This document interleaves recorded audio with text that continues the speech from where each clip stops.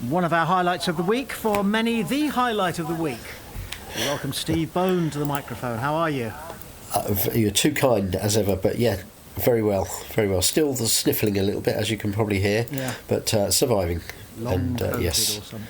Oh, something like that. Goodness knows what it is, but yeah, soldiering on. Pompey Sound talks to Steve every Thursday, pretty much, and we play it through the week, and of course the podcast is always available, and very popular too, it is, quite rightly. But we can talk about new things that are new today, on the Thursday that we're speaking, which will be old hat, fish and chip wrappers, in a couple of days' time. But nevertheless, I'm going to introduce it like this. Steve, you've got a kind of a breaking story. So Matt Ritchie is in the headlines a little bit today. We since we had the retained list the other day, which I know you've talked about on Pompey Sound, that was the sort of what we expected. It told us what was happening with the players out of contract. They have to make a decision now about those, and there was quite a few of them on their way, including Yengi, who we might move on to later. But then what you then have, and what the sort of follow-up stories to that list is or are, concern the players who are under contract but might not still be here next season. And yesterday we heard the manager talking about Christian Sadie, didn't we, and saying Pompey won't stand in his way if he wants to go somewhere else and get more regular minutes. An interesting piece today from Jordan Cross at portsmouth.co.uk in the news, looking at Matt Ritchie, who I think most people would have thought was a key man last season, and he's still under contract for another year, and I think most people would be thinking he'd be a key man again next season. But this piece is just saying it's quite sort of non-committal in a way, but it is saying that John Messino is not giving any guarantees about how many minutes or what sort of role Matt Ritchie will have next season. Within the story, the manager talks about what a big role he played, and what a good player he was, on and off the pitch last season, which I think we could see, couldn't we? Was captain in the absence of Marlon Pack. But it's interesting because the manager is saying, well, we don't know who we're going to sign yet. We don't know what that will mean for players who are here and under contract. So that's just one to keep an eye on, I think. There'll be others. I mean, we've got 24, contracted players, I think, once all those loanees had gone back and those told they didn't have a future had gone. That's quite a lot. When you then add to that with some signings, you've got too many, haven't you? So not everybody who's under contract is probably going to be here next season. So, to be blunt about this, Pompey may be looking at a player who could do the Matt Ritchie job but is younger, perhaps. A player who could do the Sadie job but maybe score a few more goals. And a player who is even better at the back than, say, Towler, for example. Yeah. Just for example. Yeah. And yes, we will get on to Yengi a bit later on, but I suppose those players are going on holiday this year knowing that the club are looking to replace them, but if they can't replace them for whatever reason, they could still be there. They might as well hang around. Yes. Difficult life. That's right. For them, it is, isn't it? It's all very uncertain, as it is for any footballer or football manager at any time, I suppose. You never got that much security, have you? You're only as good as your next game in a way. So with Sadie, for example, the manager has said he wants 3 strikers next season. Bishop, Waddingham, you would think would be one of those 3 because he's still here, but he seems to want someone else in addition to those 2, and someone who can really push Colby and be a good replacement for him when he's not available, if he's not available for any games. Towler, Towler's done well to still be here now, hasn't he? Really, because it has seemed for some time that the manager doesn't rate him particularly highly, isn't planning to give him regular games in the Championship. So he's another one who you would think if the right deal was out there for the player and for Pompey, he would be on his way. others, does Ritchie come into that category? I'm not sure. We don't know, and it depends if Pompey have got someone in mind. I mean, I sometimes try and put 2 and 2 together and come up with 19. When I read this story, I just thought, I wonder if on that, the wide right position, are they still thinking about the return of a certain Abu Kamara? And if so, if they were, they would need to, that is Matt Ritchie's place in the starting 11, isn't it? That position. And they might, if they were bringing in somebody like Kamara, need to look at the wage bill and get rid of a couple of the higher earners, which I would imagine Ritchie is one of. But it's all, as I say, I'm putting 2 and 2 together here and might be coming up with something way more than 4. That may not be in their thoughts at all. We'll find out in the weeks ahead. It's I would love to be a manager and I would hate it. For example, you've got to have another striker coming in if for example, Sadie goes. Yes. Got to have another striker because Colby could get injured. He might be suspended even. It's unlikely, but it can could happen. And Waddingham's not quite ready. We don't think. No. Maybe he is, but it doesn't seem to be.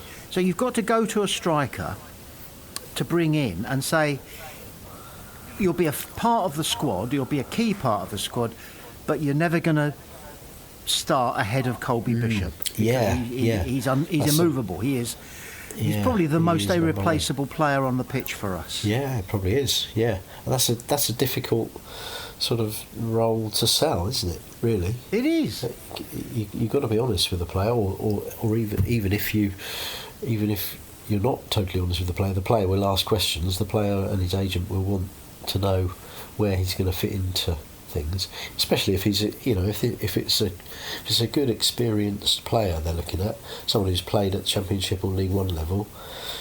They're not going to want it's going to be hard to find a striker who is good enough and with enough experience who would be willing to come to a club where he's not going to get regular games. It's a tricky one, isn't it? What do you do? Do you say, even though it's not entirely true, we're sometimes going to play 2 up front, and then obviously you'll be starting.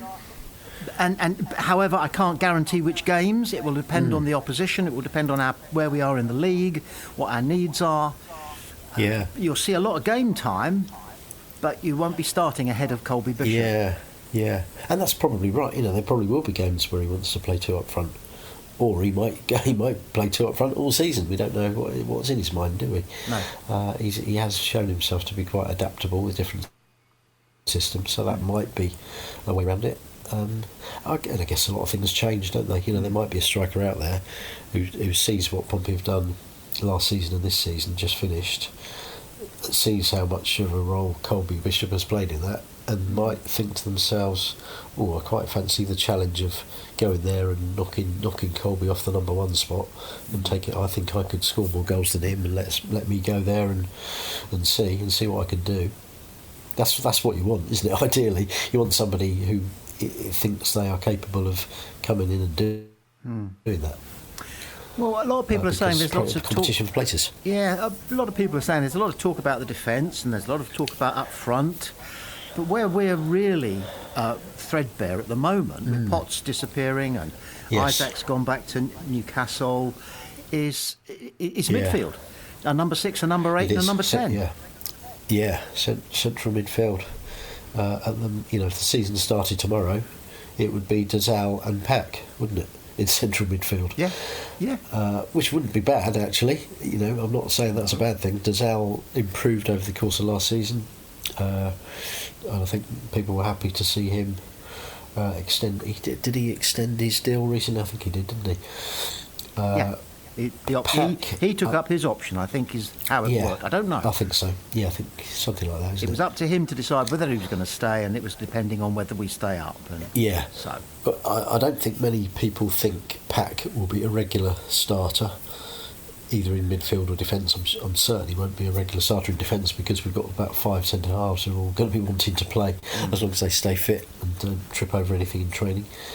So Pack, you would think, would be an important member of the squad again, but probably not going to be who the manager thinks should be starting alongside Dazal in central midfield.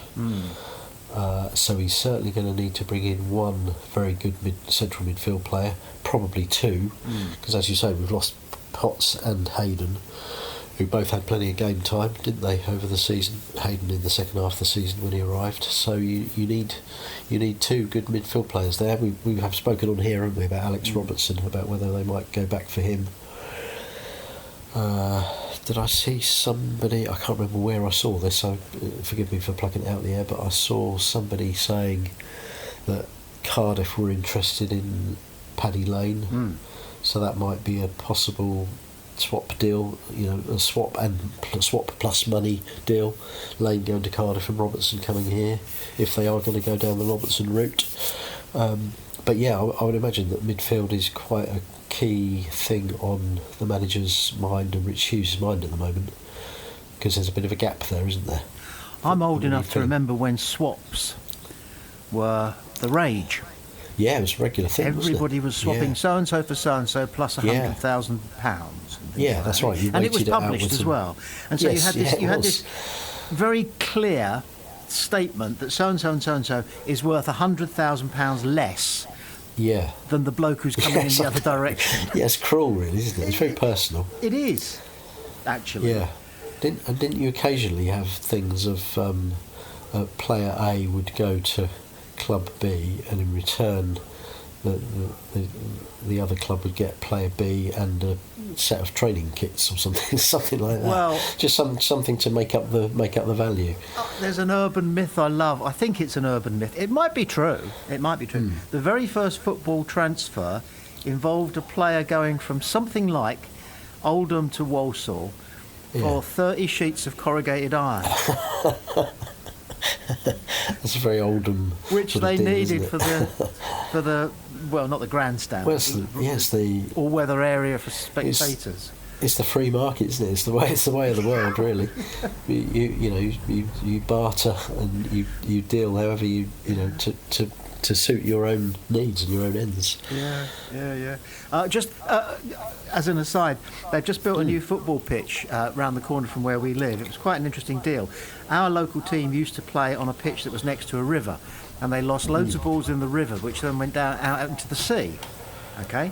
Right. So when they were approached to sell the land for development, the council said, yes, but we're not going to deprive them of their football, so you've got to find them another place to play their football. So it took a year to get this what was a farm field, into football quality turf.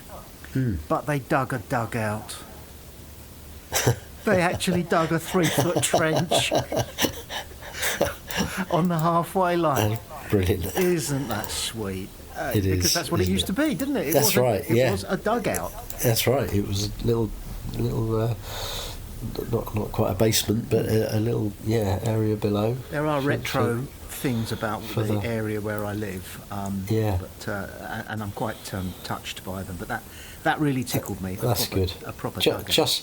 Just for the manager and the magic sponge man, of course. No, you wouldn't have anybody else. You wouldn't have anybody else in there, would you? When was the last time somebody ran out with a bucket of water or a sponge? It did happen. Yeah. I think with some of these players who allegedly are injured these days, that's probably all they need, really. Yes. Just to get them going again. Bit of magic spray, whatever that is. Actually, we should just detain it here. We'll come back to Pompey. We must talk about the Yengi thing. But just on this, did you see this football story this week? An outsized gentleman who was the owner of the club ran onto the pitch after the game and berated his manager because there'd been some confusion about whether an injured player should be taken off and substituted. Oh, this was Nottingham. This is the Nottingham Forest situation. Yes. Yeah. It was injury time, but it appeared that the medical people said no, you can't go back on. And I don't know. Yeah, but the owner was livid about it. And it was the lad who crashed into the goalpost, wasn't it? And then tried to play on, and has since needed quite serious couldn't have abdominal stayed surgery. on the pitch. No. No, and that was what I think everybody assumed the owner had gone on to say to the manager, "Why didn't we win that game?" But actually, there's much more to it than that. It seems. But what I'm wondering is whether the Nasty manager business. has the final say. If the medics say he can't come back on again, I'm not happy about this injury. But the manager says, Yeah. "Oh, he's all right. He says he's all right. He wants to play. Leave him out there." I would Who think has the final say? There's probably tougher rules and protocols these days Yeah. than there used to be. With things like concussion, it's taken out of the manager's hands, isn't it? If there is concussion suspected, there are certain procedures they have to follow, and the medical staff know this, and the manager can't overrule them. But yeah, there probably are occasions where the manager doesn't like what the medical staff are telling him, and says that Joe Bloggs should play on just for 10 minutes to see if he can run something off when he probably shouldn't. It comes down to the pressure of trying to win games. Does the doesn't player have the final say? If it's do you want to stay on or not, I would imagine he is the best placed person to judge whether or not his injury can be run off. Yeah, the player should certainly have a say. Yeah. The player should certainly be able to say if he doesn't think he could stay on. But there probably are instances where a player wants to stay on, but everyone else has probably realised that he shouldn't because he's going to do himself more harm. You've got to save the player from himself sometimes, haven't you? As well. It's a tricky one. I've told you the apocryphal story before of Bill Shankly running onto the pitch when Tony Hateley, Mark Hateley's dad, who wasn't all that much cop, had clashed heads, and Shankly apparently ran on. He was lying on the ground, and Shankly said, "How many fingers?" And he held up 3. And Hateley went, "3, boss." And he went, "No, 4. You're concussed. You're coming off." Good way to substitute someone. I don't know if it's for real, but let's come on to Yengi, because again we might start talking about Yengi in the context of injuries, because we lost a lot of him. It may have had harm on his career because of his visits to Australia and the Middle East. And now we learned yesterday or the day before that Matthews is excused attending a Socceroos camp, even though he's back to training on the grass. He's been excused it. And do you think a conversation might have been had? So been excused it because Pompey don't want him to go. We haven't heard that. We've heard that Australia have decided that under the circumstances, he's not been called up. Could be. There could have been a little bit of a fallout between the Pompey camp and the Australian camp overall.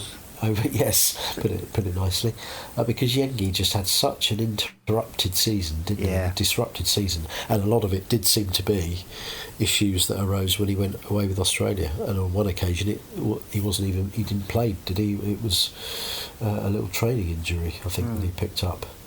Pompey might have had words in that direction.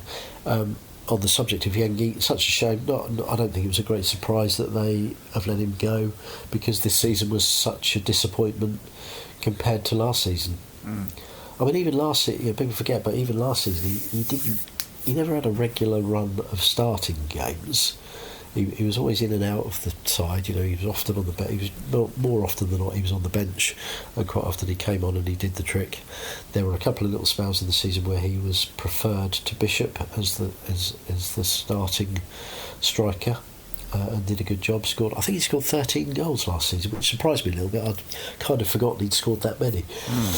And I think people had high hopes this season, especially when we knew that Colby was going to miss the first half of the season, or so we thought. People thought, Yengi's the obvious man to come in and fill the gap and do the job.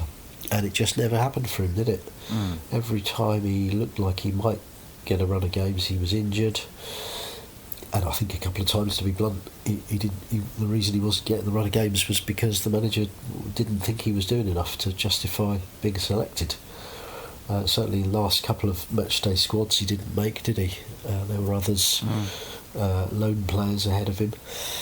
In that 18 or the 20 rather. Real shame. I hope he goes somewhere else and makes a good career for himself, and I think he will. maybe League One was his level and Championship is not his level.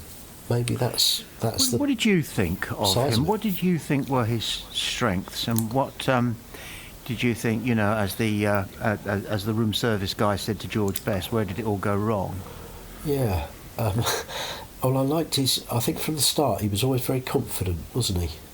Yeah. He talked up his own game. He looked the part. He scored at the front end in his first game, which must do your confidence the world of good. That first game of 23-24, scored a late equaliser, didn't he, against Bristol Rovers rather. And I think he scored 4 goals in the first 3 games of that season. He just looked like he had an eye for goal. He had pace. He had a sort of kind of fearless streak about him. In terms of when he was out there, he was quite happy with the ball at his feet. He was quite happy to take a defender on, run at a defence, get into good areas.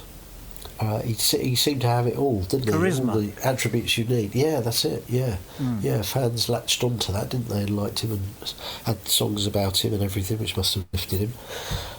So it was all set up for him to take all those things into the Championship with us and be a good asset.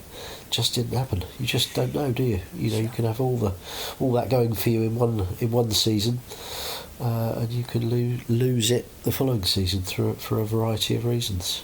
Yeah, as a fan, you want to be proud of your number 9.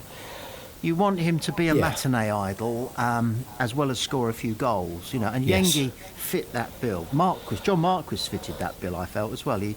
He had something of the, he attracted attention wherever he was on the pitch. Yes, he did. Going back through, I mentioned Mark Haitley a moment ago. He had he certainly had it. Spades, didn't he? Yeah. And yet at Fratton Park, no offence to Colby Bishop, he does not look like a strapping number 9 that scores goals. No. And our greatest goal scorer in living memory, Guy Whittingham, he looked like a bus conductor, bless him, but he couldn't miss. Yeah. Yes, you see my point? Just shows. Yes, it does. Yeah. At the end of the day, it's how many goals. Yeah, that's right. There was nothing of Jimmy Greaves. He had no height, he had no muscle, he had no presence or anything. They don't have to be the big athletic. But you do need them type, to score goals as well as for them to lead the line. Yeah. If you've got all the looks and the air about you, and you score goals, brilliant. You'll go far. You'll go a long way. You'll go to the top. But there are plenty out there that haven't got that aura about them, but do score goals. And you're absolutely right. That's all people want at the end of the day. You can have in your mind what your club's number 9 should look like and should be like, and how they should be the poster on young fans' walls and everything else. But doesn't really matter. If as you say, it does come down to how often you score. As Colby has proved. And who was the greatest English striker in living memory? It's either Alan Shearer, who was a talismanic number 9, who stood up to Roy Keane, of all people, in that famous touchline incident, and Harry Kane, who wouldn't say boo to a goose, but would probably have overtaken Shearer if he'd stayed in the Premier League. Yes, that's right. And neither of them are hugely charismatic, are they, or ever were, really? I mean, you just don't know. You can't go on looks. No. You go on goals. But if you can get yourself a player who's going to score 20 goals a season, keep hold of him. How long will we keep an eye on Yengi for, do you think, if he goes? Because he's not wanted anymore. What, as fans, you mean? Yeah. How long do we follow players? I think you follow them. I think over a number of years, there are so many players who come and go. You can't. You inevitably you can't keep track of them all. But I think the ones who have made an impact at your club, even if it's been an impact in one season and they haven't then followed that up in the following season, I think you do. Yeah, I think you do follow them, and I think generally Pompey fans will want him to do well somewhere. Yes. They won't want him to do well, particularly well if he goes to another club in the Championship, because then they'll be thinking, well, what did we get wrong? Why didn't he do that for us in the Championship? But I think if he drops down to League One, I mean, we're assuming he's going to stay in England. He might not. He might go somewhere else. He might go back to Australia. He might go to somewhere in Europe. We just don't know, do we? But no, I think Pompey fans will follow his progress keenly. And we'll wish him well, because he did play a big part in that promotion last season. You know, those goals, the goal at Peterborough, the goal against Bolton. There were some big moments last season that he was responsible for. Did you see the piece in one of the papers about the fact that our best signing for a long while is down at the other end of the pitch in goal? Didn't see it, but not surprised by it. Yeah. Yeah, Mr. Schmidt. And then the second paragraph of that piece was, how did we find him? Any ideas? I don't know. No, it was a out of nowhere, wasn't it? Bolt from the blue. Yeah. Firstly, Pompey fans were thinking, well, why do we need another goalkeeper? You know, is he back up, or is he come to challenge Norris? Because at the time, nobody really realised that we needed somebody. We weren't looking for a replacement for Norris, as far as the fans were concerned, were we? And then he, for a little while he was sitting on the bench, wasn't he? Norris was still the first choice, and he was sitting on the bench, and we were thinking, well, why have we signed him? What's so good about him? Why has he wanted to come here? He must have had an inkling from Pompey before he signed, mustn't he, that he had a chance of becoming number one if he could knuckle down and prove himself. Be a little bit patient, mate. Yeah, which he was, and it's proved to be a very good signing, hasn't it? I think I remember such a key position. Yeah, I think I remember reading in the piece, it might have been Rich Hughes, saying that what he was told at first was he's a good shot stopper and he kicks it a very, very long way. Yeah. Which is true, isn't it? He does, yeah. He can reach the other end almost in the air. And he's not a massive sort of unit, is he? He's not a big sort of 6'5", 16 stone sort of giant who you would think would be able to kick from one end of the pitch. It doesn't, but it's his technique, isn't it? Yes. And his distribution is very good, and quite often last season he found, whether it was Lang or Murphy, he could find a player attacking in the other half from his own penalty area, which is a great thing for a goalkeeper to have these days, especially if you're playing the more direct football that we have more recently started to play. Yes. Great signing. Looking forward to him doing as well again next season. Perhaps he'll be even better next season. Now he's used to England and the Championship and everything else, and some of his teammates. Have to give him a target for assists. Well, he got two, didn't he? He did. And there are people saying that probably there are goalkeepers in Pompey's history that haven't got 2 assists because it's just so rare for a goalkeeper to get an assist. But yes, with him, he's got a couple. So perhaps he should be taking free kicks from the halfway line.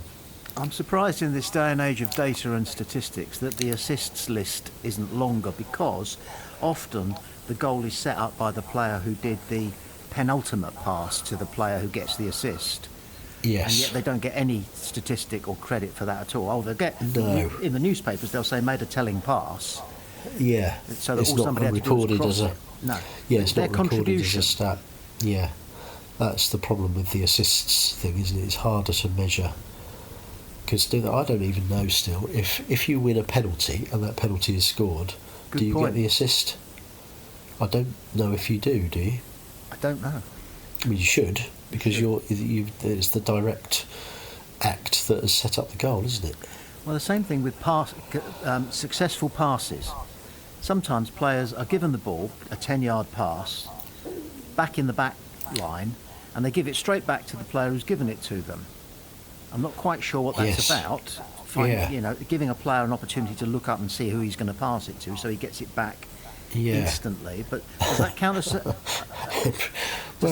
a successful pass? It probably does, doesn't it? Because it is a pass to a teammate. But it's not like you passed it diagonally 60 yards onto a sixpence so that somebody can run with it. No, you passed it 5 yards back from where it came. So let's clear up this on the release and the retained thing.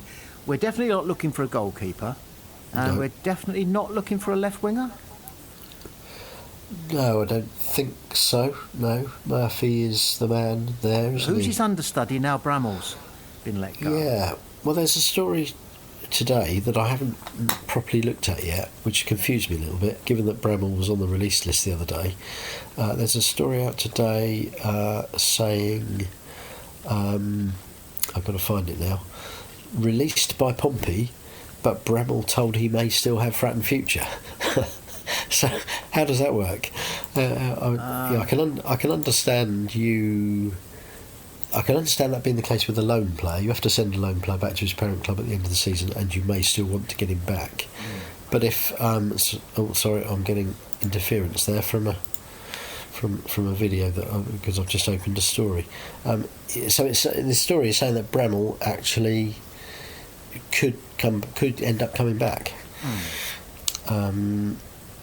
Which I think, I think the jury was out on Bramall a little bit. I think some people would have liked to have seen him given another year or some sort of deal, because he when he played, he looked pretty good, didn't he? Didn't play enough for us to judge him properly. Had a bit of pace, didn't he? Liked to get down that left and whip across in. Maybe the manager didn't see enough from him in terms of a defensive play. But we've got new manager syndrome is well known, but do you think there's such a thing as new player syndrome, whereby you arrive at a club out of the blue mid-season, and of course you're going to put your all into it, aren't you? Because you've got the manager and the teammates to impress, and also the fans. So you're going to pull it out. You're going to not pull your finger out. You don't use that phrase anymore. Sadly, there's nothing wrong with it. But anyway, you don't. You really try. You go the extra mile. Yeah, and quite often you will see that from a new player, and over time it will fade. You used to see it, and maybe still do with loan players.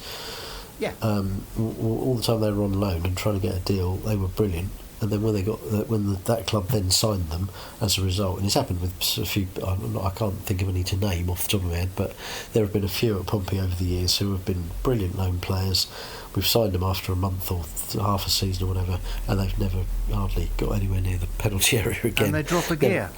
Yeah, that's it. Yeah, which disappointing when that happens, but it's kind of human nature in a way, a little bit, isn't it? Pressure's off a little bit. You don't once you've got your feet under the table. Yeah. You're not still looking for a seat at the table, are you? I suppose. But going back to your original question, which I can only just remember because I've gone so far off the subject. There's not an obvious understudy for Murphy, is there, on that left side? No. And the manager has in the past always wanted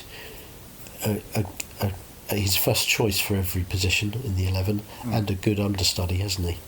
We've seen that in the past, and he's got that for most.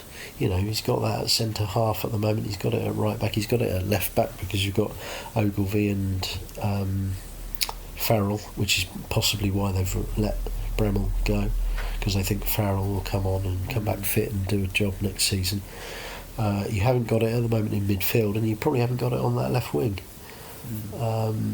Harvey Blair is another one who's still under contract, who's going to be looking to impress a bit more next season, or a lot more than he did this season. So I suppose he can play on either side, but is more likely to play on the right. I still think we'll end up signing more people than they're kind of saying at the moment they want to. The manager has said, hasn't he, that he wants to sign ideally each summer or each transfer window should require fewer signings than the last one, because he's getting his squad together and it's a long-term project, and he's got people under decent length contracts. But in reality, I think as the summer goes on and you look at what other championship clubs are doing, and there'll be one or two that come back to pre-season maybe not looking as good as he hopes.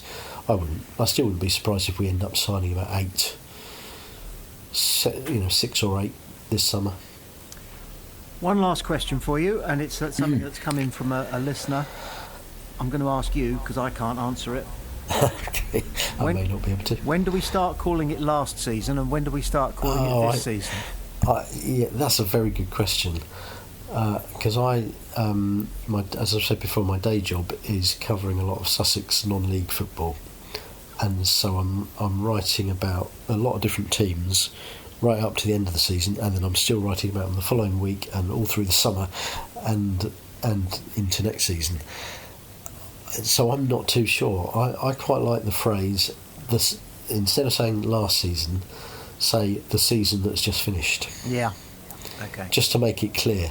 Yeah. Because I think the main thing you have to think about when you're talking about it on here, or you're writing about it, or you're in any sort of media, is you have to.